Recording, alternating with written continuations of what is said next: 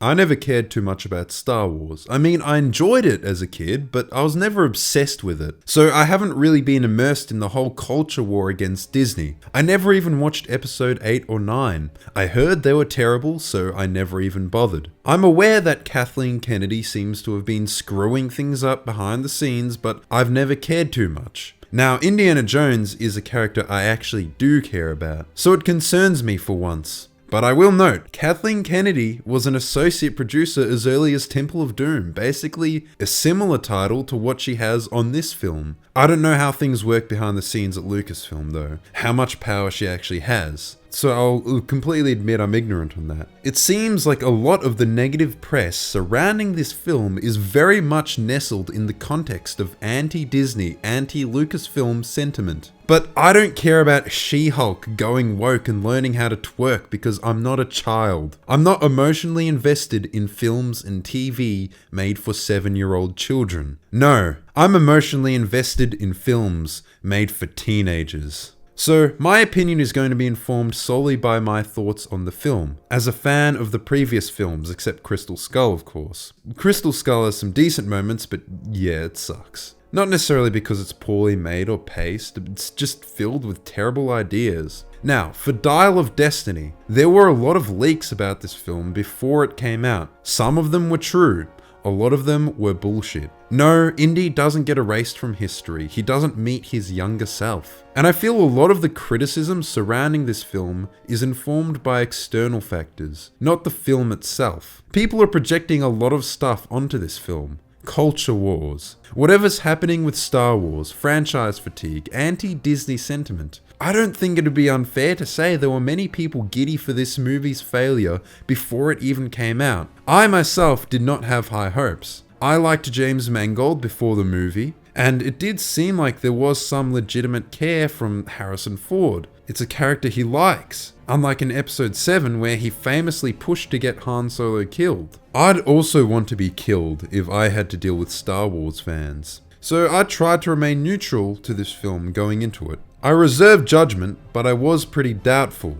I was surprised then to see a movie that really wasn't so bad. It was certainly better than Crystal Skull. I'm not gonna lie, a lot of the criticism you see on this film is people who wanted the movie to fail before it came out. And I'm not speaking as one who wants to bet on Disney and their success. I do like it when Disney films fail, honestly. I think there is so much of what is wrong with modern film for so many reasons, not least of which their creative bankruptcy. I hate the idea of The Little Mermaid and all of these soulless cash grab, live action bullshit dirt schlock festivals. I'm not banking on a Disney W. People made up all sorts of fake bullshit leaks, and then when they inevitably get it wrong, it's because of reshoots. Ultimately, I don't care about that. I'm not here to review this movie's development, what ideas they may have had. I'm also not reviewing Disney or Kathleen Kennedy or Star Wars. I'm only going to review what we do have, looking at the film on its own merits as a cap-off to the Indiana Jones series. I'll be marking sections in this video with spoilers, so I'll warn you before talking about plot details from more than a third into the movie. So the movie, of course, starts at the end of World War II with a Nazi train escaping with a bunch of loot. He's trying to infiltrate them, with Toby Jones's character, Basil Shaw, spying from a distance. Indy's about to get hung when an Allied bomb is dropped straight through the roof, falling several floors before blowing up, allowing him to barely escape death. Some have complained that this is just Indy being saved by a Deus Ex Machina,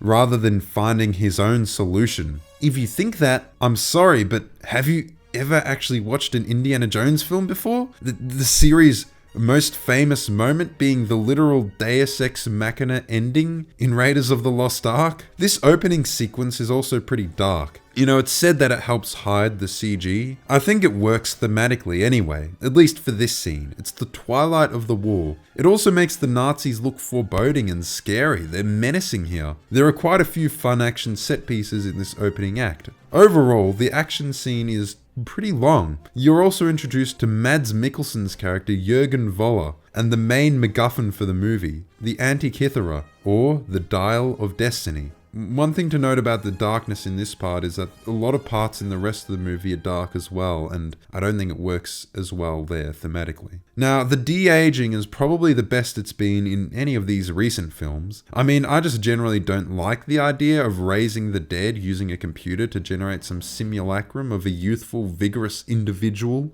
I like to see it used as minimally as possible, but if it's going to be used, this is the best I've seen yet. It helps that Harrison Ford isn't dead yet. I don't know what's wrong with just recasting for this kind of stuff especially. There are some issues. The voice is obviously that of an old man. Occasionally the speaking and the mouth of Pixar Harrison Ford don't line up. There are some brief moments where the CGI is a bit obvious. I'm pretty sure Mads Mikkelsen had some de-aging as well, and it's far less noticeable. So I guess if that's the case, that is a testament to the technology, the fact that no one has pointed that out. And it seems like there's more CGI here than any other previous Indiana Jones. I mean, there have always been some notable, very obvious special effects. At least there aren't any of these quokka wombat bilby raccoon type creature reaction shots. The CGI ties into one of the biggest actual shortcomings of the film. The action has been described as weightless or impactless by others, and I think I know why. For one, there is the use of CGI. It is certainly more present here than in the previous films, which relied more on practical effects. It isn't as noticeably bad as Crystal Skull, but it still affects the action. I think there's a bigger issue which contributes to the action feeling different. The action in this film feels different to every other indie film, including Crystal Skull. You can most certainly sense that it wasn't made by Spielberg. It's shot entirely differently. That is, in the extremely tight, quick shots that have been popular since The Bourne Identity. It's epitomized by this incredible scene from Taken. The camera is zoomed way in on these characters. They don't follow the characters as much, instead opting to cut very quickly to a new shot, dwelling on nothing. They are cut very quickly and are very claustrophobic. I guess it's meant to make the film feel tactile, grounded, gritty, up close and personal, tough, rough and tumble, real, practical, and any number of buzzwords, but it's pretty standard now. The issue is that this is Indiana Jones. We've had better. In fact, we've had the very best. Spielberg would film his action in these long, drawn-out shots. Not like the scenes never have fast cuts, but there is always some wide shot showing the scale of the scene. We get to see all the stunts. They would let the action breathe, let it stand on its own, not rely on this fast editing style to trick you into being excited. This isn't to say the action is even bad per se. If you enjoy superhero movies, you'll enjoy this. It is better than the newest baby microwaving Marvel slop. I think the scenes are well conceived and choreographed. There are some fun ideas here, like this dude getting impaled by sticks. Indy riding the horse through the subway was cool. It just makes me think of what Spielberg could do with this material. A lot of the scenes in Crystal Skull were tense and well shot, just conceptually moronic, like the fridge nuking scene. It's not bad action, but it doesn't stack up to anything like the car chase or the rope bridge. I can't see myself going back and constantly rewatching Dial of Destiny clips like I do with those scenes. Even Crystal Skull has clips I'll occasionally go and rewatch, though possibly for different reasons. The film then opens with Indy as a bum in the modern day. He's old and alone and grumpy, living by himself, shouting at kids at his next door apartment to turn off the Beatles because it's 1969. Yes, they couldn't pretend he wasn't old this time. But they really made him old and miserable. I know this has become a trope now where they try to undermine all these old beloved heroes, ruining their legacy and undoing all their achievements and happy endings. And I guess to give you some spoilers here, to skip to this point, they kill off his son in Vietnam and he's in the midst of a divorce with Marion. I would say this undermines the happy ending of Crystal Skull. But how sacred is Crystal Skull, honestly? They killed off Mutt Williams. Let's just say, however, that Mutt Williams was the opposite of beloved. Now, it does kind of suck that they're undermining these beloved male heroes, as everyone seems to be saying, but I'm willing to judge this story on its own merits. I'll see how they handle it throughout the course of this movie, how they resolve it. After all, they disrespected Luke Skywalker by making him some pathetic, miserable old man, but then not growing him, not giving him a reason to keep going, killing him off in the most pathetic way, embarrassing his character.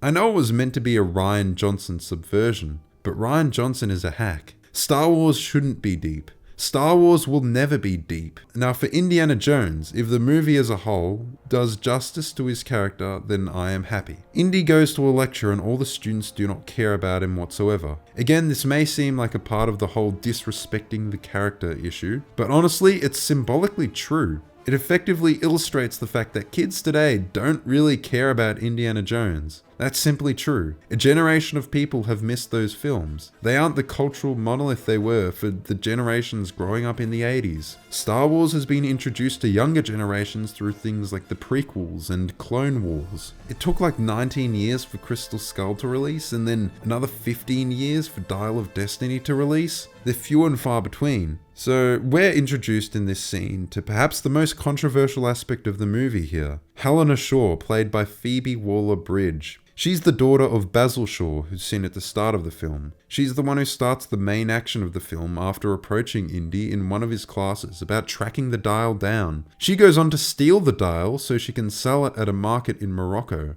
When we first meet her, she answers all the questions about the Battle of Syracuse, which the rest of the students do not care about. This leads to one of the biggest talking points around the character, that she is a Mary Sue. That just isn't true. I think this character is certainly one of the weaker points of the movie, but for completely different reasons. A lot of the criticism of this film seems to be trying to fit it into some mold that other films have taken on, particularly Star Wars. Mary Sue characters do exist. They are often, but not necessarily, self-inserts, a wish fulfillment fantasy. They do not struggle on their way to gaining power. They face no genuine conflict and are thus uninteresting. It is a trope most commonly associated with female characters. I don't know, perhaps because writers struggle to come up with interesting conflict for a woman. One of the key aspects of this type of character that most internet film critic types often neglect is the social aspect. These Mary Sue characters face no interpersonal conflict. They are loved by everyone instantly. By this token, like,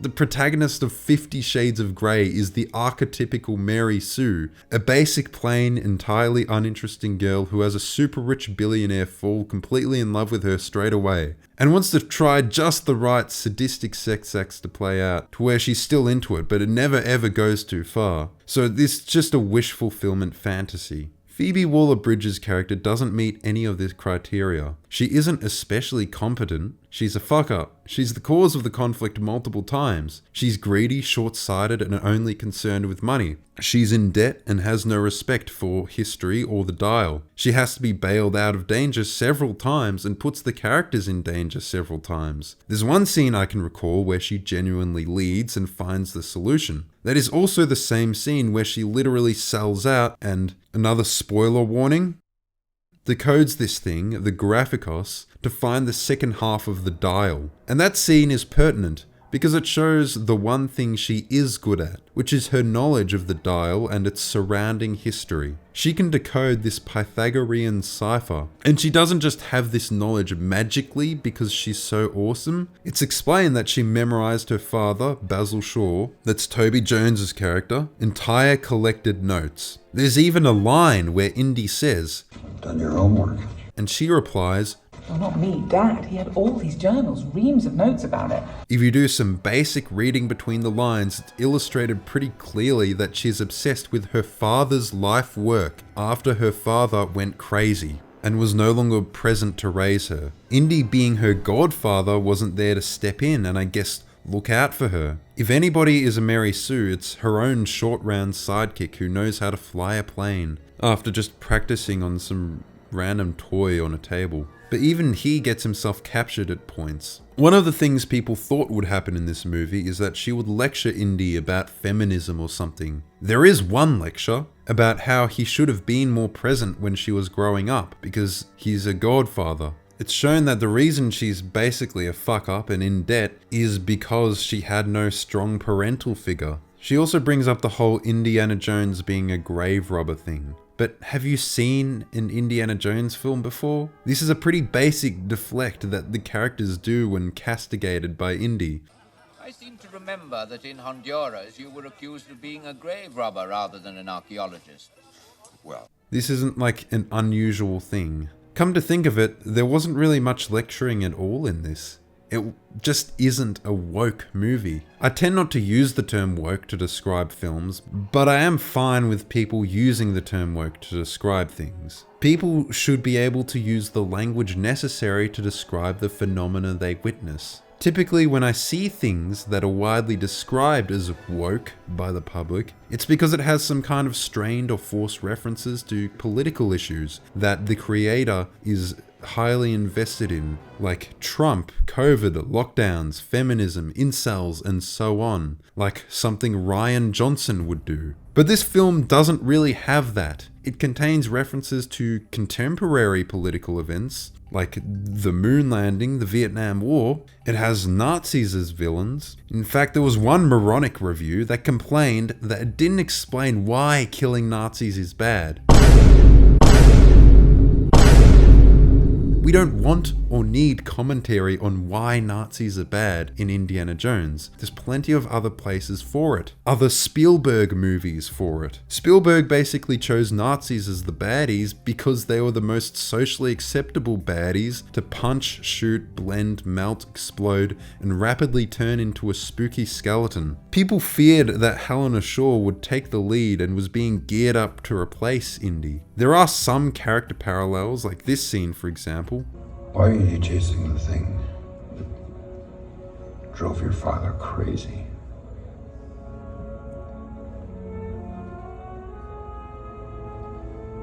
Wouldn't you? This obviously references The Last Crusade. She has her own short round, but does it happen in this movie? Not really. I can see the argument that this was going to happen before reshoots, but it doesn't in the version of the film that we actually have. Like I said, there is one time where she is distinctly responsible for finding the solution, but that's it. Also, there's just the fact that she's unlikable. How did you end up like this?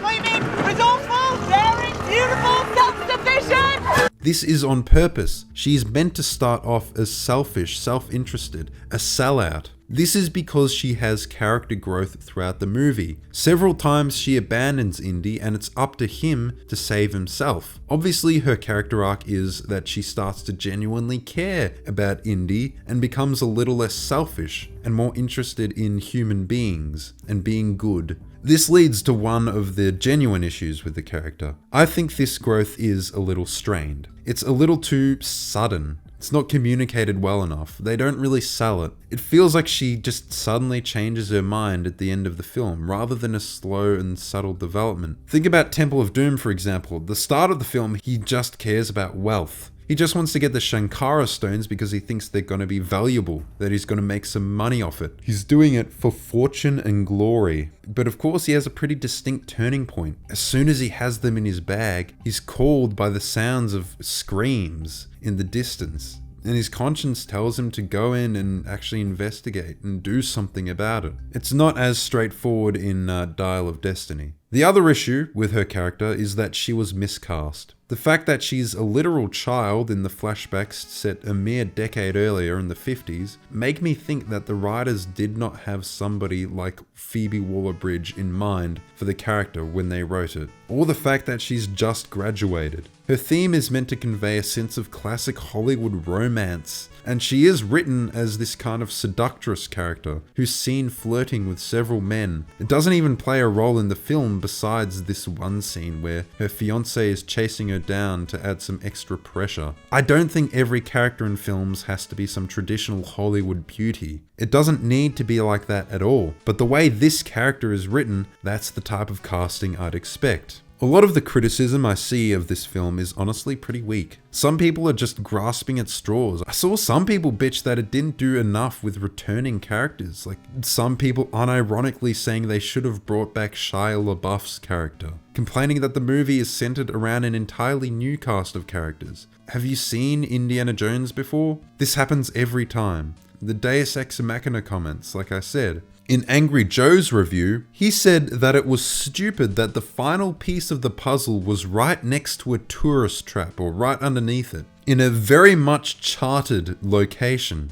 Now, would it be better if it was the map to the Holy Grail underneath a public library or a trapdoor within the guest room of a palace? The funniest thing about this is literally the kind of thing that actually has happened in real archaeology. Like how Richard III's remains were found underneath a car park. This CinemaSins tier criticism does indicate to me that people wanted to hate this film from the start. The action scenes were reminiscent of other films. One reviewer complained about how the scenes, such as the horse in the city, had been done before. That's literally the point of Indiana Jones, an ode to the adventure serial genre. Do things that were done before, but masterfully. And that's really the crux of it. Spielberg did it masterfully. James Mangold is a great director and this movie is well made. But there's only a few legendary directors who can match Spielberg. Compare this film with Crystal Skull. I think Dial of Destiny is the better film, but Crystal Skull has the distinctive touch of Spielberg. Look at the fridge nuke scene. It's well shot.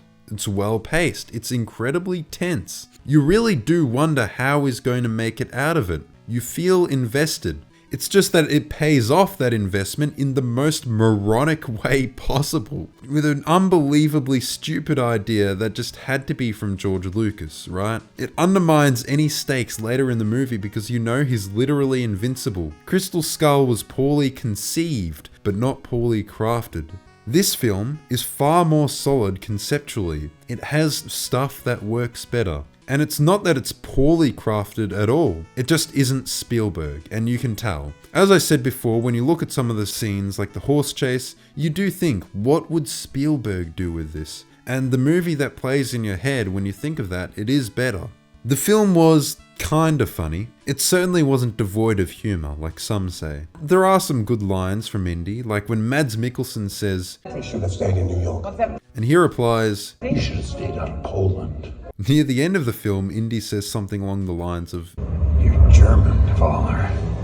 Don't try and be funny.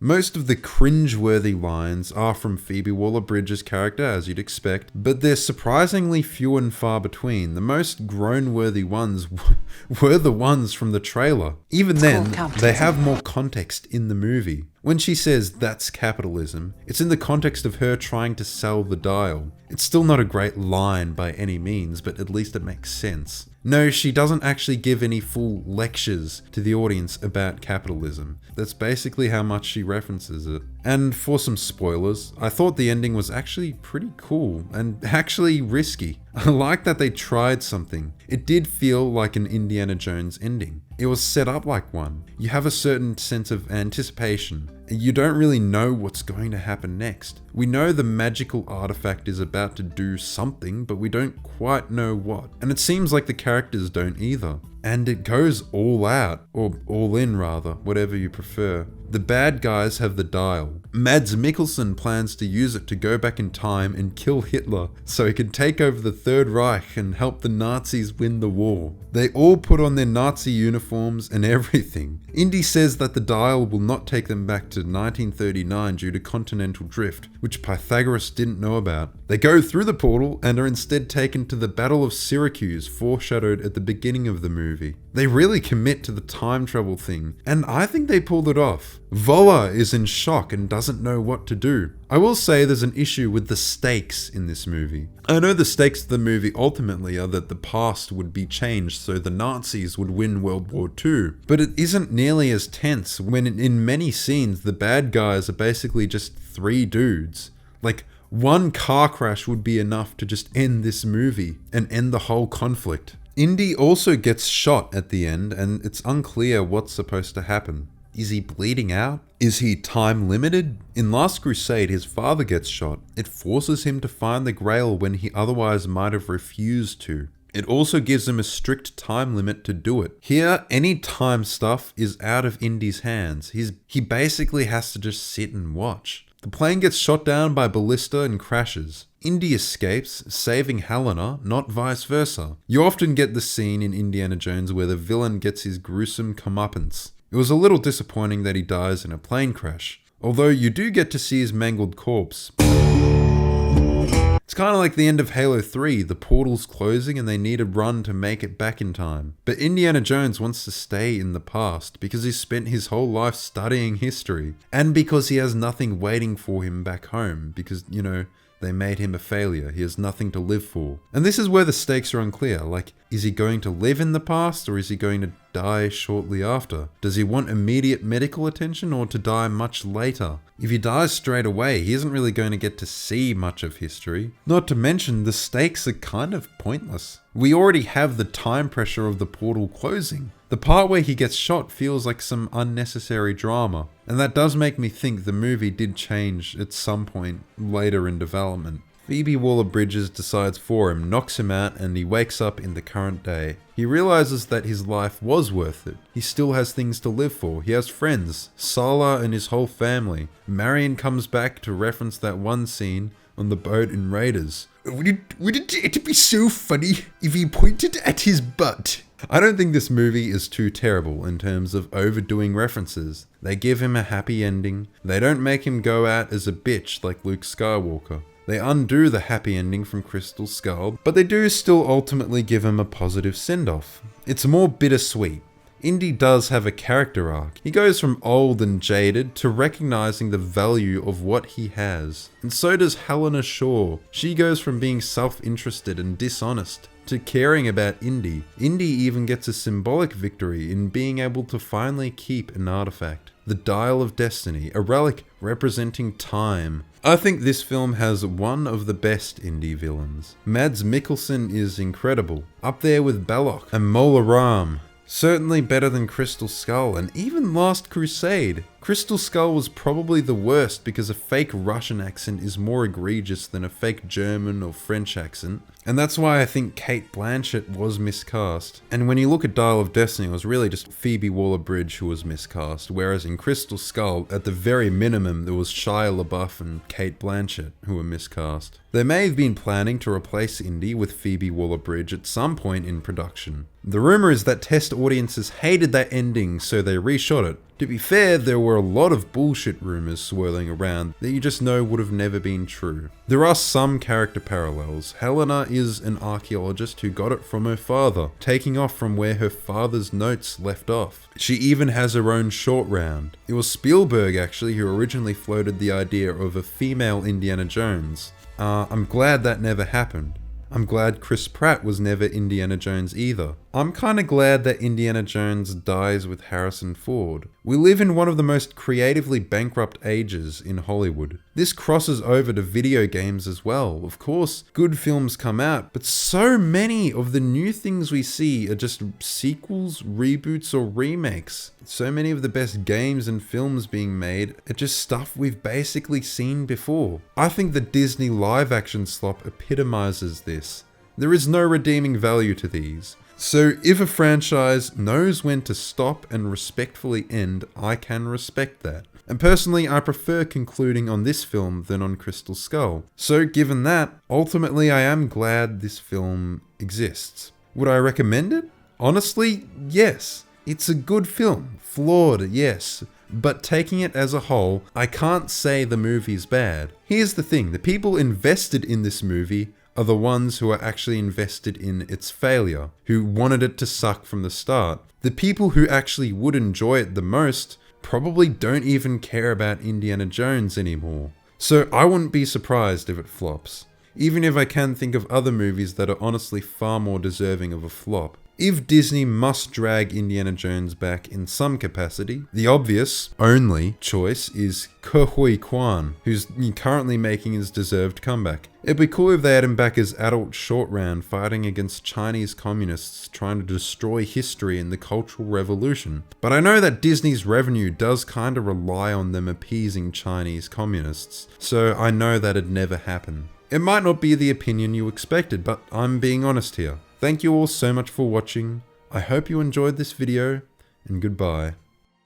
I would like to thank my patrons, Leafa, Will Matty, Lazy the Crazy, Glorious Bees, Maritime Steak 85, Delirious Fool, Topkek Red, and Adam Safranco. Dial of Destiny is the better film, but Crystal of Skull...